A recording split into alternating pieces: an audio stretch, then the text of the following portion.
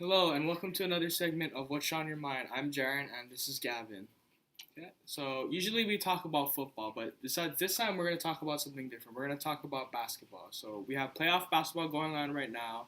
The ending of the first round series in both the Western and Eastern Conference. Yep. So Gavin, let's start in the Western Conference and let's start and talk about the 1 and 8 seeds, which is the Golden State Warriors and the New Orleans Pelicans. Okay, so Golden State actually won this series in five. But let's just go on into New Orleans and let's just talk about Anthony Davis. He is a free agent after this year. After next year. Sorry, after next year. So what do you think New Orleans is looking at improving in this offseason? Well, they already have Anthony Davis, who's a star. They're gonna try and offer him the max contract. We'll see how that kind of works out. With Anthony Davis, he's like just a bigger, longer Kevin Durant, but he works a lot more in the post. He does have a good jump shot. He's probably going to be the one of the superstars of the league in years to come. So with I see them doing is I'm going to try and see them if they can get another star to come and play alongside him. Maybe Rajon Rondo. You also have a guy like Kevin Love. I don't know how much he fits into there, or LaMarcus Aldridge. They're kind of the same players. But it'll be interesting to see what they do to try and improve. Um, Golden State, you know how tough they look. They're probably the best team. They have the MVP, or I think should be the MVP in Steph Curry. Just Klay Thompson's another guy who's just a star. You have guys like Draymond Green, Andrew Bogut. You have Harrison Barnes, Andre Iguodala, Leandro Barbosa. You have a bunch of guys who can do a lot for that team and help that team in whatever role they play. And Golden State, they're probably going to be the favorites in the next series against the Portland Trail Blazers or Memphis Grizzlies. I think the Grizzlies won that one, if I'm not mistaken, or they're going to win that one. It looks like they're going to win that one. But with that series coming up, what do you see, maybe the Warriors against the Grizzlies? How do you feel about, that series coming down next? I think it kind of depends on the health of guard Mike Conley for the Grizzlies. He did suffer for a fracture in his face. I think it was Game 4 against Portland. So, there's that. Also, I just gotta say, like, the defense of Tony Allen, defensive specialist for the Grizzlies, on top of either Klay Thompson or Steph Curry. So, there's that to look for. And I think in the head-to-head series, Golden State actually, I think it was 3-1. They met four games this past season, and they lead the series 3-1. So, I definitely don't think Golden State will have as easy of a time as they did with New Orleans. I think they win the series in 6. And what are your thoughts on the series? Looking at that series, I'm really interested in the Marc Gasol, versus Andrew Bogut, David Lee, and whoever else they're going to try to put on him. The Memphis Grizzlies are a really physical team. They have really good defense, and it kind of negates an offensive team like that. And if they can be physical and they can, make Steph Curry miss shots, take long shots, and, they get a couple of lucky bounces here and there, I think that Memphis actually has a really good chance of winning and advancing. But unless all that happens, which is a lot, I still think Golden State is going to be the favorite, and I think they still will win that series. But let's look at the other matchups we have in the Western Conference. We have the 2-7 seeds, which is the Houston Rockets versus Dallas Mavericks. They're actually playing Game 5 on TV right now. So I actually do believe Houston's going to finish the series in Houston tonight. They'll win the series, and they'll play the winner of the 3 and 6, which were the Clippers and Spurs. It's actually a really tight series, and either way, I think either one of those teams they're going to be tough to compete. Yeah. With the Clippers have been on a roll since late in the season. The Spurs are always hot during the playoffs, and it could either go both ways. And I really believe that the winner of the first round game between the Clippers and the Spurs are going to eventually make it to the finals in a matchup against the Warriors. But in the Western Conference, correct. But let's just talk about the 2-7 game right now. So we have the Houston Rockets and the Dallas Mavericks. Now, Gavin, Rajon Rondo is a trade acquisition that Rick Yeah. Carlisle and the Mavericks went after in the right before the deadline. Things didn't work out. Supposedly, Rajon Rondo hurt his back and he's out for the rest of the playoffs. But we don't know how true that story is. We don't know if he quit on the team, whether they want him there or not. So it doesn't look good for his future situation in Dallas. So what can you tell me about the series, Gavin? Well, just from the way Rondo was playing in the first couple of games, it was pretty obvious that he didn't want to be out there, and just the body language he showed, and guys like Dirk Nowitzki and Tyson Chandler kind of shaking their head at what he was doing. I think that pretty much ended his time there with the Mavericks. He's pretty much looking at LA now. I heard he's talking to players on the Lakers. I don't know if he and Kevin Love, who actually we'll talk about later, but if they're gonna team up and go back out there. But we'll see where all that goes. For the Mavericks, I think that they had really good chemistry in the beginning of the year. The Rondo trade kind of offset it, and it kind of, to me, destroyed any chance they had of winning.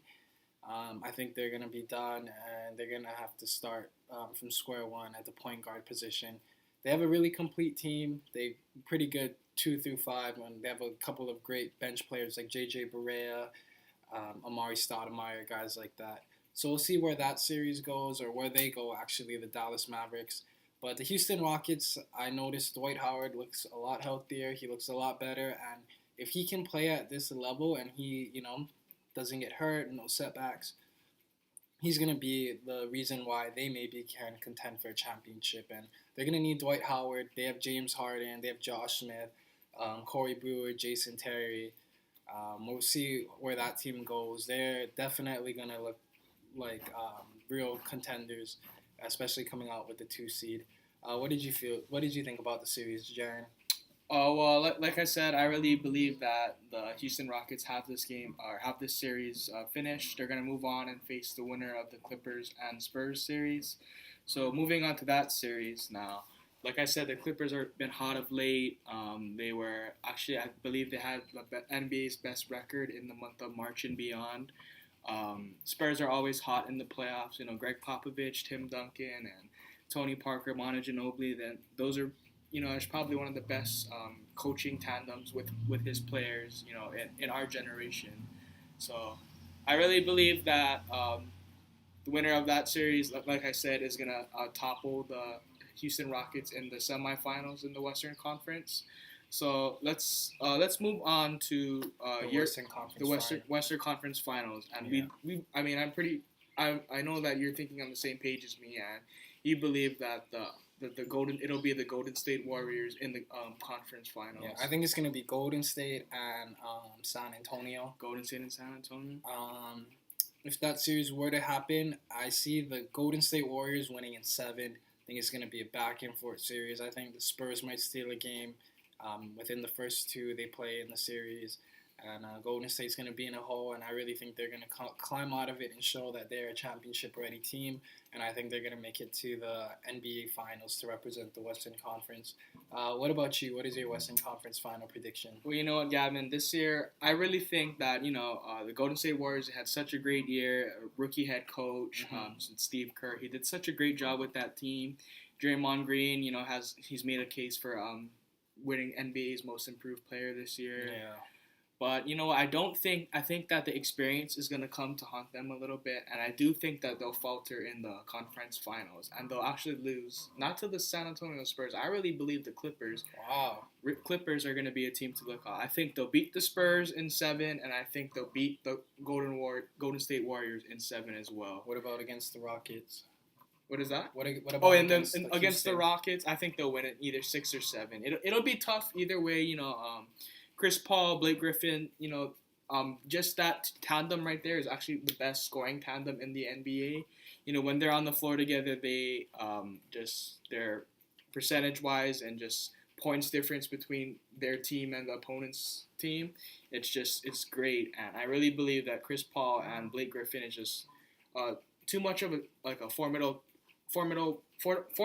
tandem for them to lose the series, and I really believe that they'll outduo the duo of James Harden and Dwight Howard of the Rockets. Yeah, I think two guys too to mention that are gonna play a huge role in the Clippers if they do make it that far is J.J. Redick and DeAndre Jordan. Right. And J.J. Redick is kind of like the Ray Allen of Doc Rivers' offense.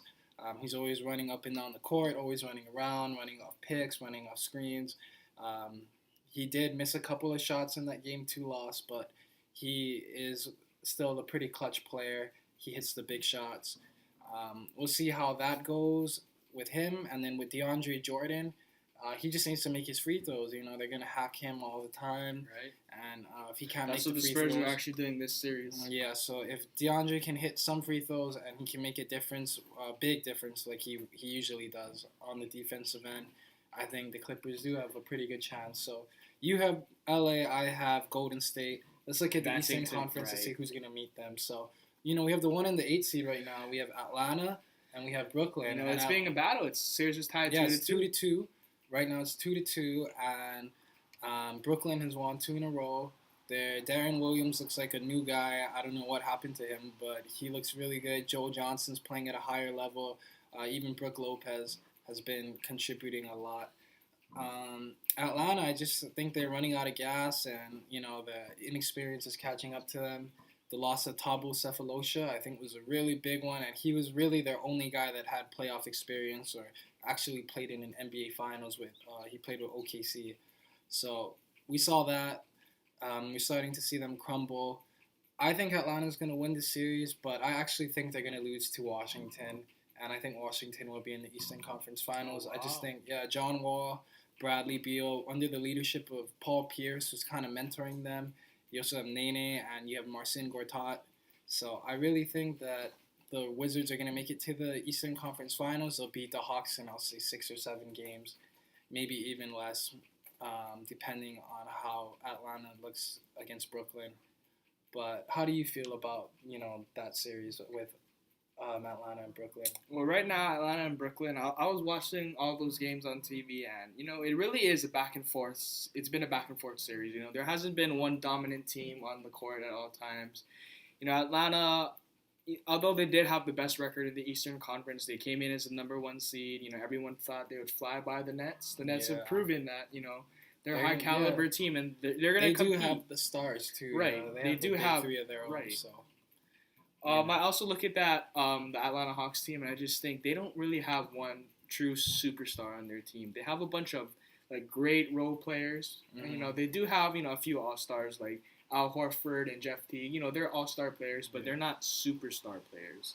Like I believe that when you're in the NBA playoffs, unless you just have a ridiculous coach like Greg Popovich or the San Antonio Spurs, they don't have like a superstar. You know, you can make a case Kawhi Leonard is turning into a superstar, but as of right now, he is not a superstar.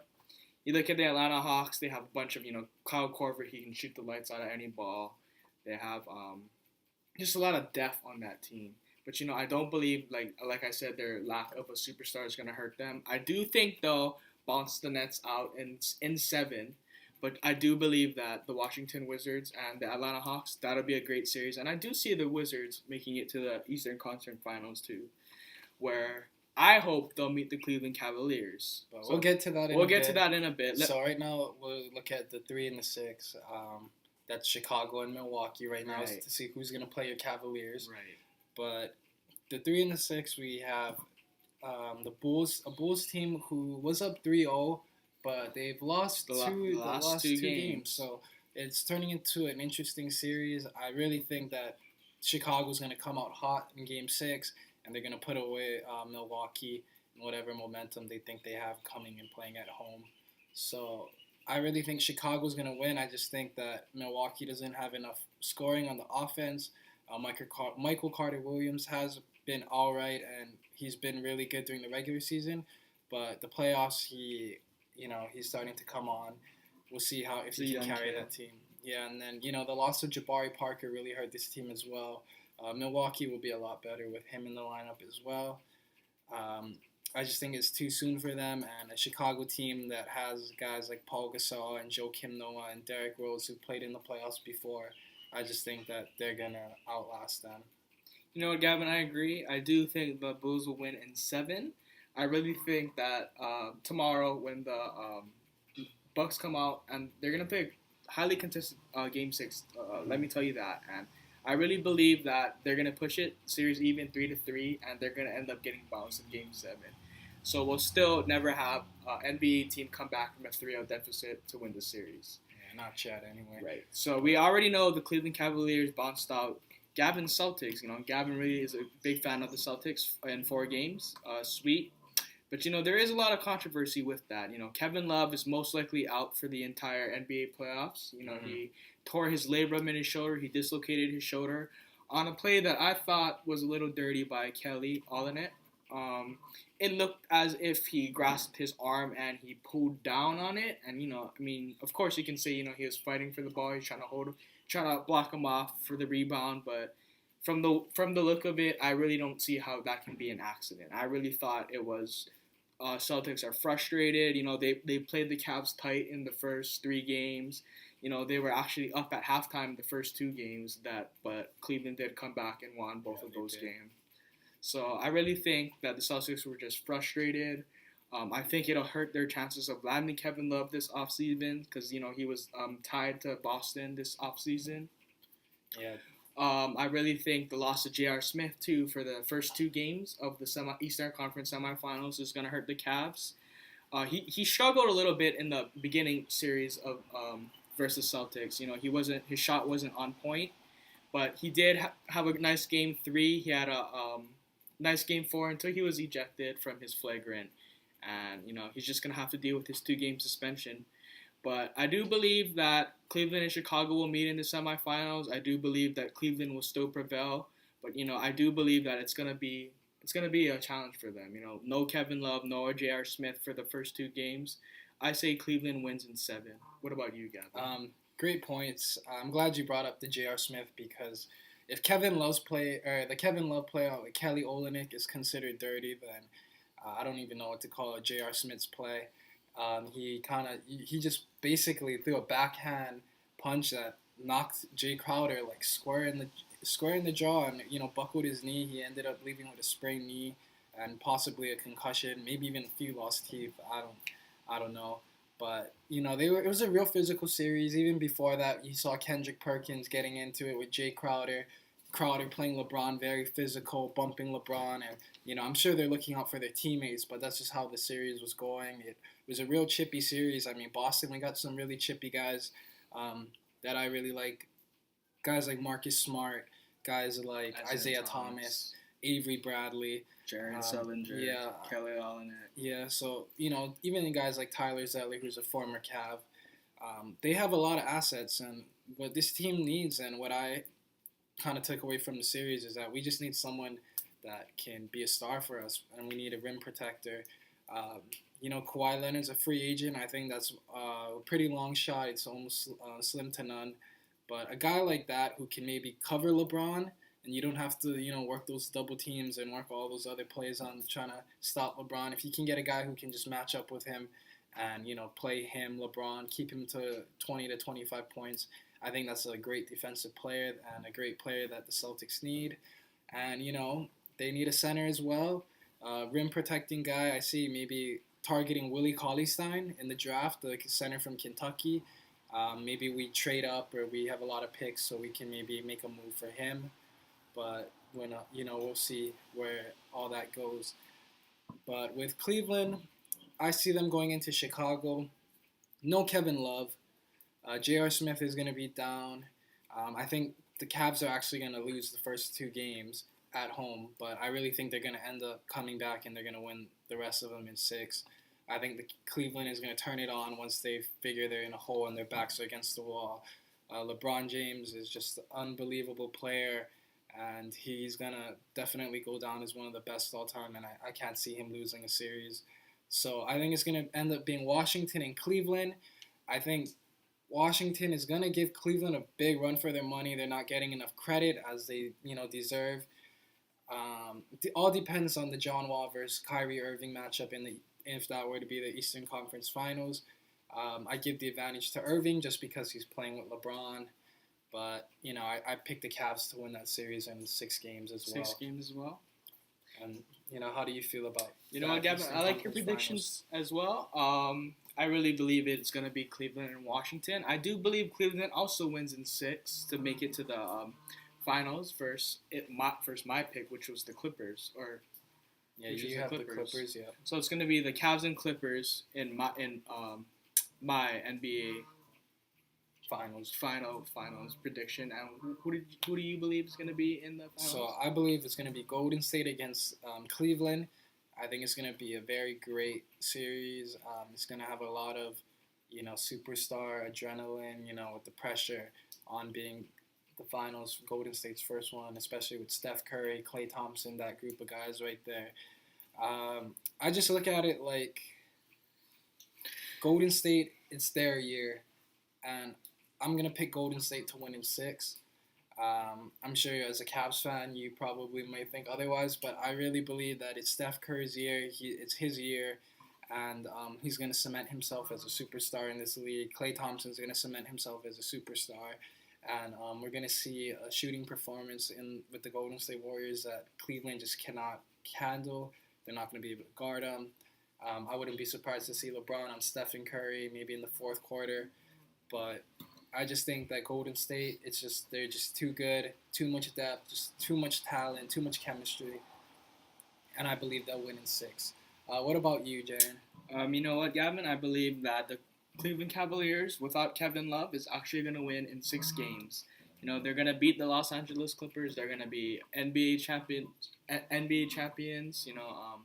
LeBron's finally going to bring a title to Cleveland. In his first year back, he promised. He can't promise a championship because you know how much time, how much effort it takes on your part, how much you just need to contribute as teammates. Just how much it takes to win an NBA championship in this day and age. Yeah. And I really believe LeBron's going to cement himself as the greatest basketball player to ever live. I believe one day he'll pass MJ. He'll take that honor from him. He's already the NBA's all-time leader in assists for a forward. So I really believe that one day he'll shoot up. He'll be better than MJ.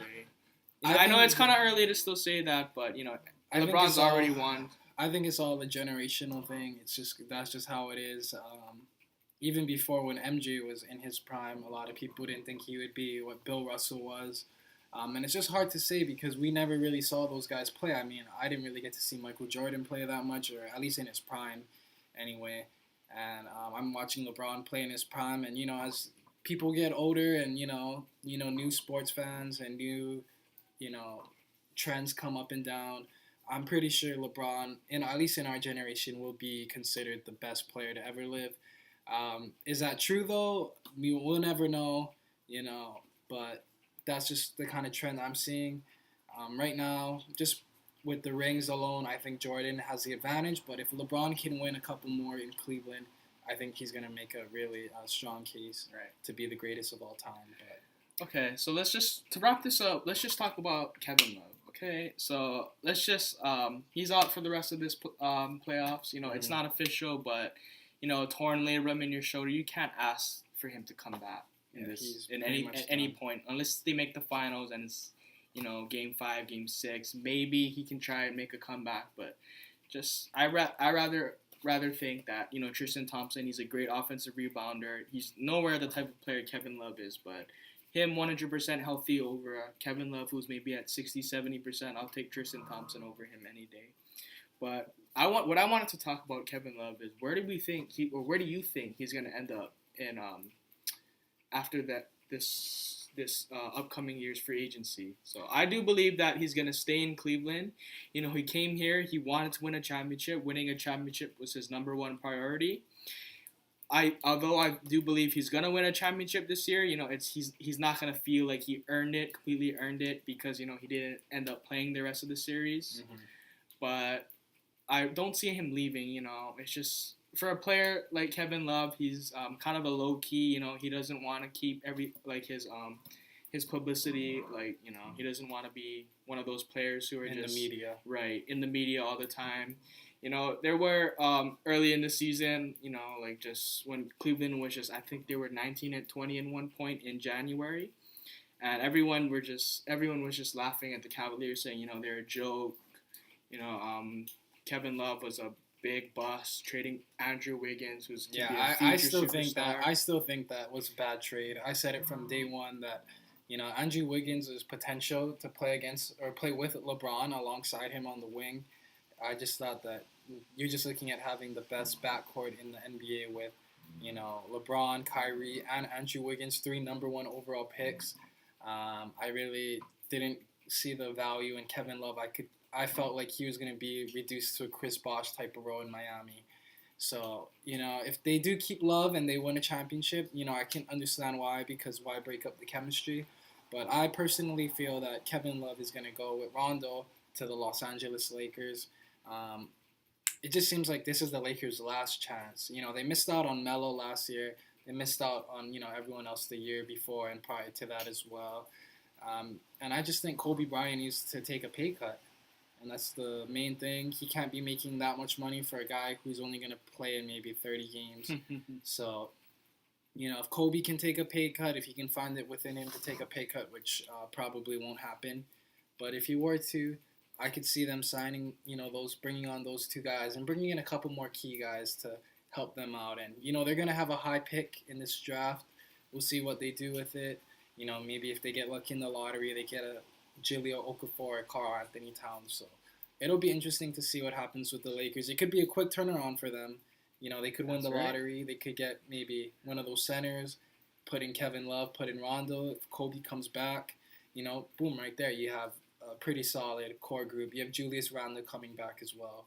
So it'll be interesting to see what happens in Los Angeles over this offseason. I know Laker fans won't stop talking about it, but it'll be interesting to say the least. So, anything else today, Jaren, that you wanted to cover, or do you think? I think we talked a good amount about the NBA playoffs. We talked about just The off-season moves to Kevin Love, with him going to the Lakers potentially. I still think he'll stay as a Cav. My Cavs are gonna win in 6 against the Clippers in the finals. That's my prediction. You predict that the Warriors are going to win 6 against my Cavs, but, we'll see. We'll see what happens. There's a lot that still has to be done. Still early in the NBA playoffs. A lot of things can happen. So, hopefully there's no injuries that occur, and let's just have a great NBA playoffs for the 2014 to 2015 Absolutely season. agree. Big week in sports. We got the Pacquiao fight and the NFL draft, so huge week in sports. We're just trying to cover as much as we can. Quick prediction right before we go. Who do you have on Saturday, Pacquiao or Mayweather? Mayweather, no chance. I have Pacquiao. Yeah, I think Pacquiao is going to win it. For me, I really think unless Manny Pacquiao will knock out Floyd Mayweather, I really think there's no way he'll win. The judges will give him the victory based on, Mayweather's 47-0. Just Mayweather coming into the fight is heavily favored. MGM Grand. It's Mayweather's choice at referee. Right. So that all comes into play. But it's gonna be an interesting fight on Saturday. It's gonna be one for the ages. You already have that big fight feel, that electric in the air. So if you're a sports fan like us, you're just gonna enjoy it. Stay along for the ride and enjoy it. But thank you guys so much. Leave your guys' comments below. Yeah. If anyone wants to watch our other videos, we do talk about the NFL a lot. That's probably our most covered one. We're wearing the hats. So just check it out below. Leave your comments. Leave your thoughts. And, thank you guys. Have a good one. I'm Gavin. That's Jaren. So we'll see you guys. Thank you.